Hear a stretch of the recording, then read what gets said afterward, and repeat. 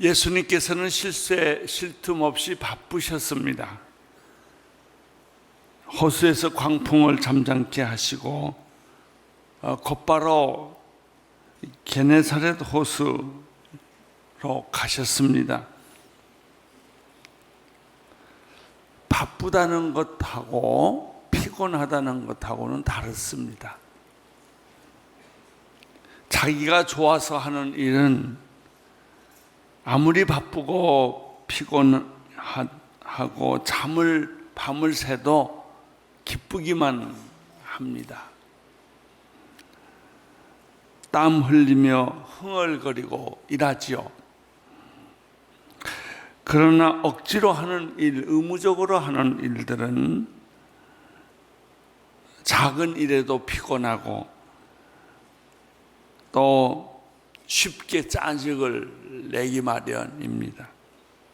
예수님이 음식 먹을 겨를도 없었고 바쁘고 지칠 만큼 피곤하셨지만 예수님에게서는 그런 모습을 발견하기가 어렵습니다. 기쁨, 또 땀 흘리는 감사가 예수님에게는 있었다는 말이죠. 열심히 일하는 사람들은 참 보기 좋습니다. 억지로가 아니고 기쁘게 일하는 사람. 그런 사람들의 얼굴에는 행복한 미소가 있지요. 바쁜 사람에게 일 시키라는 말이 있어요. 바쁘지 않는 사람은 일 시켜봐야 결과가 신통치가 않습니다. 바쁜 사람에게 원고를 맡기고 일을 맡기면 그 바쁜 틈새에서 일을 만들어냅니다. 5장 1절을 보십시오. 시작. 예수와 제자들은 호수 건너편 거라사 지방으로 갔습니다. 그런데 배에서 내리자마자 더러운 귀신 들린 사람이 기다리고 있었습니다. 2절을 보십시오. 시작. 예수께서 배에서 내리시사 더러운 귀신 들린 사람이 무덤 사이에서 나와 예수와 마주치게 되었습니다. 그 사람은 무덤 사이에서 살았는데 아무도 그를 잡아뗄 사람이 없었습니다. 쇠사슬도 소용이 없었습니다. 여기서 우리는 귀신 들린 사람들에 대한 몇 가지 정보를, 특성을 알게 됩니다. 첫째, 더럽다는 것입니다. 귀신 들린 사람의 특징은 더럽습니다. 옷차림도 더럽고 생각도 더럽고 마음도 더럽습니다. 더러운 말만 하고 더러운 생각을 합니다. 그리고 더러운 짓을 골라 하는 것이 귀신 들린 사람의 특징입니다. 오늘 성경은 더러운 귀신 들린 사람이라고 했습니다. 여러분, 깨끗하게 사는 것만 해도 귀신하고 이별할 수 있습니다. 집도 깨끗하고 옷도 깨끗하고 생각도 깨끗하고 마음도 깨끗한 사람은요, 귀신이 왔다가 있을 자리가 없습니다. 나는 여러분들이 생각도 마음도 몸도 깨끗하시기를 축원합니다. 두 번째, 이 귀신 들린 사람은 무덤에서 살고 있다고 말했습니다. 무덤이란 죽음을 상징하는 곳이요, 생명이 끝난 곳입니다. 죽은 시체가 누워있는 곳이 무덤이지요. 무덤은 살아있는 곳이 아니고 무덤은 사람들이 가고 싶은 곳이 아닙니다. 귀신들이 살고 있는 곳이 바로 무덤이라고 하는 것입니다. 셋째, 이 귀신 들린 사람의 특징은 사람들이 붙잡아도 감당할 수 없을 만큼 힘이 세다는 것입니다. 쇠사슬로 묶어도 쇠사슬을 끊어버립니다. 이상한 초자연적인 힘이 그 사람에게 있다는 거예요. 10사람이 달라붙어도 감당을 못합니다. 잠을 자지 않습니다. 이런 사람이 귀신 들린 사람들이었습니다. 4절, 5절을 계속 읽겠습니다. 시작. 그는 여러 번 쇠스로 손발을 묶기도 했지만 번번이 사슬을 끊고 발의 쇠고랑을 깨뜨렸습니다. 아무도 그를 방해할 사람이 없었습니다. 그는 밤낮으로 무덤과 암덕을 돌아다니며 소리를 지르고 돌로 자기 몸을 찢곤 했습니다. 네 번째, 귀신들에게 발견하는 것은, 귀신 들린 사람들에게 발견하는 것은 밤낮으로 무덤과 언덕을 돌아다니며, 그래서 귀신 들린 사람들이 잠을 안 자요. 그리고 집 밖으로 나가서 방황하고 그리고 돌아다닙니다. 여러분, 저녁이 되면 집에 가서 자세요. 그렇게 밤에 늦게 1차, 2차, 3차 돌아다니지 마세요. 귀신 들릴 확률이 많습니다. 귀신 안 들린 멀쩡한 사람도 2차, 3차 다니면 귀신 들립니다. 잠 안 자요. 밤만 되면 정신이 예민해집니다. 몸이 쉬지를 않아요. 눈을 감아도 잠을 못 자요. 밤낮으로 무덤 사이로 언덕으로 뛰어다닙니다. 저도 그 불면증이 심할 때 너무 잠이 안 오니까 밤 2시에 나가서 막 걸어요. 몸을 피곤하게 만들려고. 그리고 들어와서 잠을 청해도 잠이 안 와요.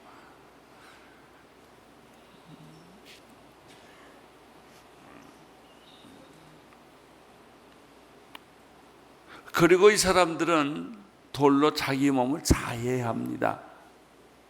그냥 머리를 벽에 박고 옷을 찢고 자기 몸을 칼로 긁고 그래요. 여러분, 이런 사람들을 혹시 본 적이 있으십니까? 예, 흔히 이런 사람들을 우리 주변에서 많이 보지요. 목적도 방향도 의미도 없이 살아가는 사람들, 술 취해서 살아가는 사람들, 나방이처럼 살아가는 사람들, 방황하며 살아가는 세대들이 그런 사람들이 아니겠습니까? 정반대로 살아가는 세대들도 있죠. 타락하고 불법을 행하는 사람들, 도덕도 윤리도 양심도 다 팽개쳐버린 사람들, 아버지를 죽이고 어머니를 죽이고 용돈 안 준다고 죽이는 패륜아들, 기준을 잃어버렸고 정신을 잃어버린 사람들이에요. 순간 감정대로 사는 사람들,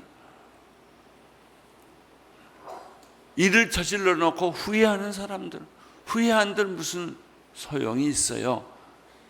그렇게 인간 되기를 포기한 사람들이 많은데, 성추행하는 사람들 다 제정신이겠습니까? 이 귀신 들린 사람하고 똑같죠.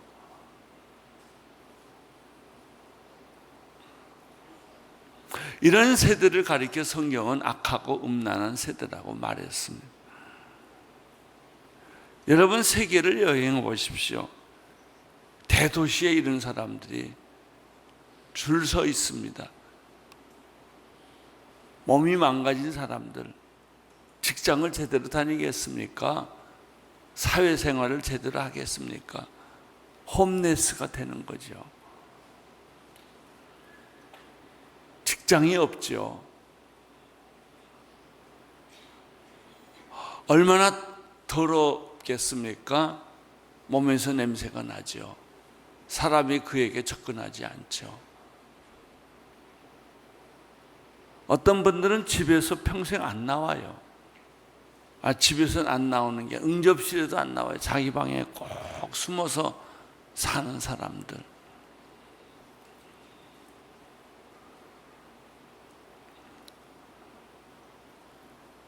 대도시에 이런 사람들이 참 많습니다. 대도시는 화려합니다. 빌딩이 있고 쇼핑이 있고 멋있어 보이지만 그늘에 이런 사람들이 숨어 삽니다. 독버섯처럼. 빈민촌에 가면 이런 사람들이 얼마나 많은지 몰라요. 마약, 술을 먹고 도둑질을 하고 소리 지르고 행인을 못살게 굴고. 6절 7절을 보십시오. 시작. 그런데 그가 멀리서 예수를 보더니 달려와 그 앞에 엎드려 절했습니다. 그리고는 찢어질 큰 소리로 외쳤습니다. 지극히 높으신 하나님의 아들 예수여, 제가 당신과 무슨 상관이 있습니까? 제발 저를 괴롭히지 마십시오. 그런데 놀라운 사실이 있습니다. 이 더러운 귀신 들린 사람이 멀리서 예수를 보고 달려왔다는 거예요. 귀신 들린 사람은 예수 냄새 잘 맡습니다. 멀리서 보고도 알아듣습니다. 귀신들은 교회 냄새 잘 맡습니다. 귀신들은 예수 잘 믿는 성령 충만한 사람들 냄새를 잘 맡습니다. 멀리서 보고 금방 눈치챕니다. 여러분, 여기서 성령 충만한 성도의 역할이 얼마나 중요한지 모릅니다. 여러분, 성령 충만한 기도하는 성도가 하나 존재하고 있다는 것이 그 주변에 귀신 들린 사람들에게 충격을 주는 것입니다. 달려왔습니다. 예수께 무릎 꿇었습니다. 제발 나를 좀 살려주십시오. 나를 괴롭게 하지 마십시오. 이것이 귀신 들린 사람들의 외마디였습니다. 더러운 귀신 들린 사람들이 제일 무서워하는 사람이 예수 그리스도이십니다. 예수 그리스도는 이 더러운 귀신 사람들을 살릴 수 있는 유일한 분이십니다. 이 더러운 음란하고 악한 세대를 청소할 수 있고 구원할 수 있는 유일한 분이십니다. 우리 대학생들이 홍대 술집에서 전도한 예배 드린 적이 있습니다. 일부러 홍대 나이트클럽에 계약을 하고 들어가서 아침에 6시부터 저녁 나이트클럽이 시작을 5시까지 거기에서 2번 예배를 드렸어요. 아침에 6시 가면 술 토하고 뭐 그 동네가 난장판인데 가서 1-2시간 청소를 다 합니다. 그리고 그 나이트클럽은 그 시간에 안 쓰니까 우리가 들어가서 한 400-500명이 가서 찬양하고 예배합니다. 이 나이트클럽은 또 소리가 밖에 안 나오게 다 해놨어요. 어떤 컴컴하게. 소리 아무리 질러도 몰라요. 죽을 힘을 다해서 찬양하고 기도하고 통성하고 그리고 예배를 드렸어요. 밤새도록 춤추는 귀신들을 다 내쫓은 거죠. 그리고 2시까지 3시까지 2번 예배를 드리고 우리는 거기를 빠져나오면 그 다음에 또 춤추는 젊은 귀신 들린 사람들이 거기 다 모이죠. 그런 일을 몇 달을 했어요. 도시 속으로 파고들자.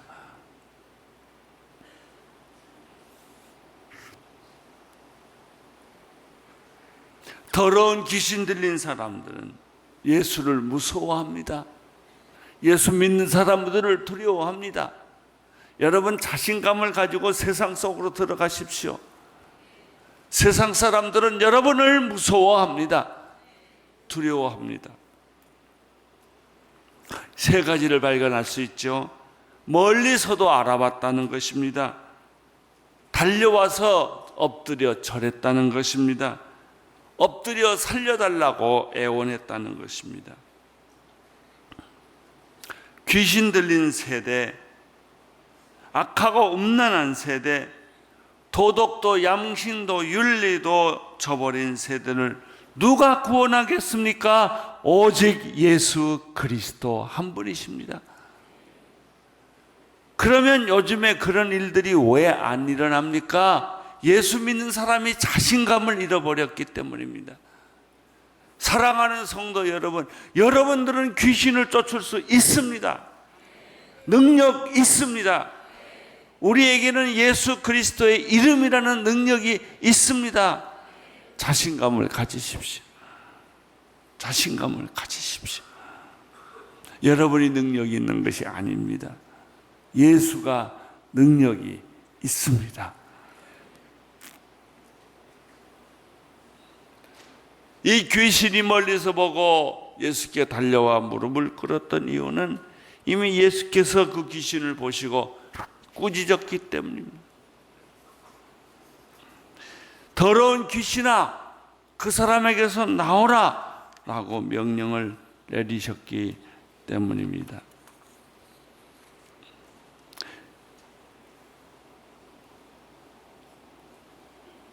예수님은 그 귀신에게 물었습니다. 내 이름이 무엇이냐? 저도 귀신 쫓을 때요, 이런 질문을 합니다. 너 언제 들어왔느냐? 내 이름이 뭐냐? 너 어떻게 들어왔느냐?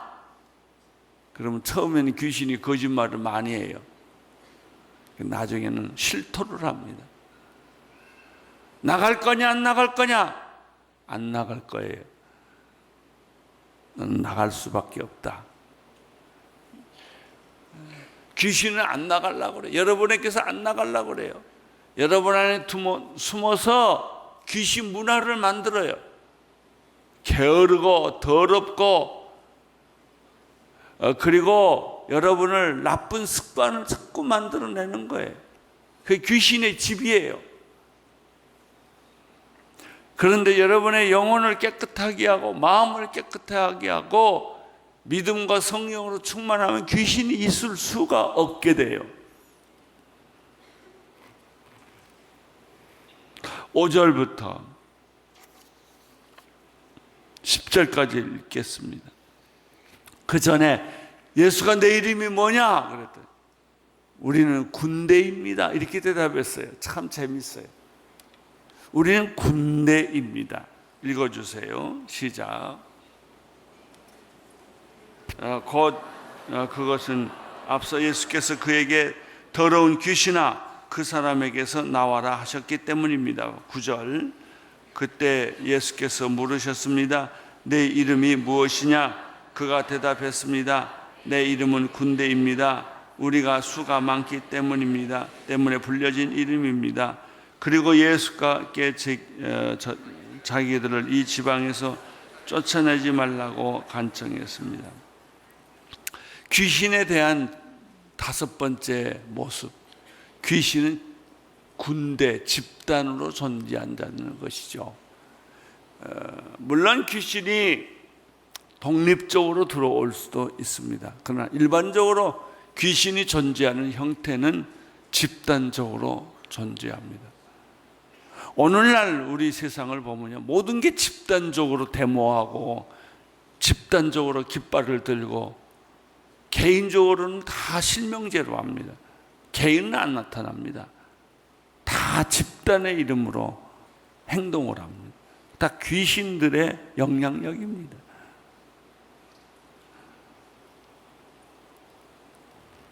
군대 귀신이란 무엇일까요? 전쟁의 귀신이라는 소리입니다. 군대라는 말 자체가 정신의 귀신, 전쟁의 귀신이에요. 전쟁의 귀신, 집단의 귀신이에요. 집단으로 행동하고, 그래서 대중이라는 것이 개인이 없어요. 다 대중 속에 숨어버리는 거예요. 이 대중이라는 것이 이렇게 움직여요. 그것을 사람들은 여론이라고 말해요. 민심이라고 말해요. 그러나 조심하십시오. 귀신은 군대 귀신이에요. 그들의 속성은 자꾸 투쟁하는 거예요. 전쟁하는 거예요. 요즘 우리나라에서 일어나고 있는 과학단지다, 무슨 LH공사 문제다 보면요, 제가 가만 보면 삭발하고 온 지역 사람들이 다 일어나서 데모하고 소리 지르는 거 보니까 전부 이기주의에 자기 지역에 이게 와야 된다는 거예요. 이것을 위해서 무슨 불복종 운동을 하고 삭발을 하고 난리를 치는데, 그 내용을 보니까 국가를 생각하지 않고 자기 지역을 생각하는 거예요. 그러니까 서로 싸울 수밖에 없죠. 내가 가만히 봤어요. 정말 나라를 생각하는가? 정말 나라를 생각하는가? 나라의 미래를 걱정하는 것인가? 말은 다 나라의 미래를 생각을 해요. 그런데 행동하는 걸 보면 모든 지방이 다 화가 나 있어요. 자기한테 안 온다고. 이건 다 극단의 이기주의자적 사고죠. 그러면 누가 만족하겠어요? 저쪽으로 가면 여기가 화가 나고, 여기가 저쪽으로 가면 여기가 화가 나고. 누구를 만족시키겠어요? 어디를 간들 만족하겠어요?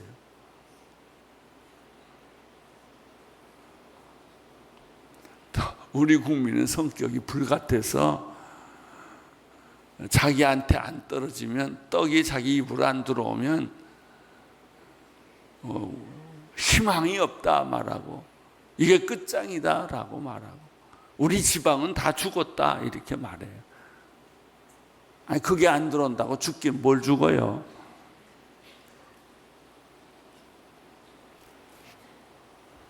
11절부터 15절까지 읽겠습니다. 시작. 마침 큰 돼지떼가 거기에 비탈진 문닭에서 먹이를 먹고 있었습니다. 더러운 귀신들이 예수께 애원했습니다. 우리를 저 돼지들 속으로 보내주십시오. 그 속에서 들어가게 해주십시오. 예수께서 허락하사 더러운 귀신들이 나와서 돼지들에게 들어갔습니다. 그리고 그러자 2,000마리 정도 되는 돼지떼가 비탈진 뚝을 내려달아 호수에 빠졌습니다. 돼지를 치던 사람들이 마을과 그 일대로 달려가서 이 사실을 알렸습니다. 사람들은 무슨 일이 일어났는지 구경하러 달려와 나왔습니다. 그들이 예수께 와서 군대 귀신이 들렸던 그 사람이 옷을 입고 제정신이 들어 거기 앉아 있는 것을 보았습니다. 그들은 덜컥 겁이 났습니다.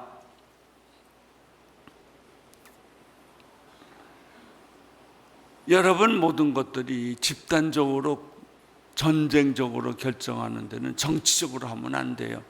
전문가들이 꼭 필요한 결정을 하게 해야 합니다. 그걸 존경해 줘야 됩니다. 더러운 귀신들은 집단적으로 그 사람들에게 나와 비탈진 곳에 있는 돼지 2,000마리 속으로 들어갔다고 그랬어요. 그러니까 돼지가 다 언덕에 굴러 들어가 죽었겠죠. 돼지 치던 사람들이 얼마나 황당하고 놀랬겠습니까? 여기서 중요한 것이 있습니다. 물질적인 손해를 봤어도 사람이 살아났다는 거예요. 그래요. 사람을 살리려면 물질적 손해가 좀 있어요. 물질적 손해가 있다 하더라도 귀신 들린 사람이 제정신이 났다면 그게 중요한 것이죠. 이 가치관이 없어요. 우리는 사람 하나 죽어 넘어가도 물질적 손해를 안 보는 것을 중요하게 생각한단 말이죠.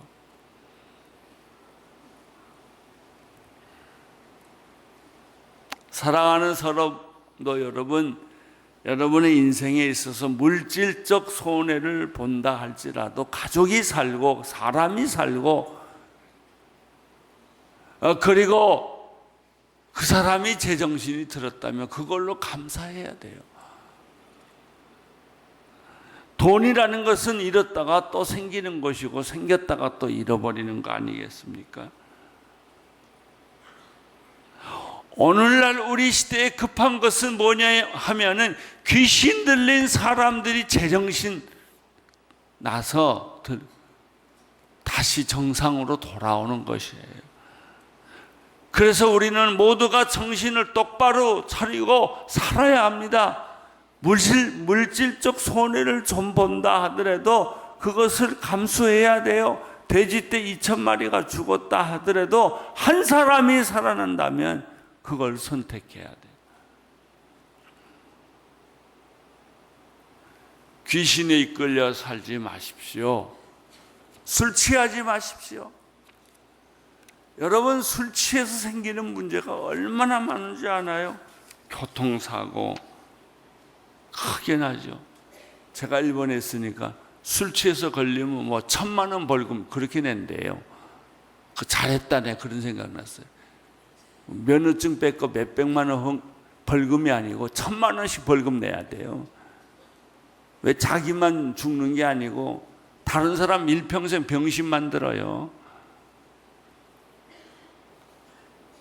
이중생활에서 벗어나십시오. 혹시 여러분 이중생활하면 오늘 당장 끊으세요. 다 귀신에 끌려 사는 거예요. 더럽게 살지 마세요. 양심과 도덕과 윤리를 버리고 살지 마세요. 가난해도 깨끗하게 사세요.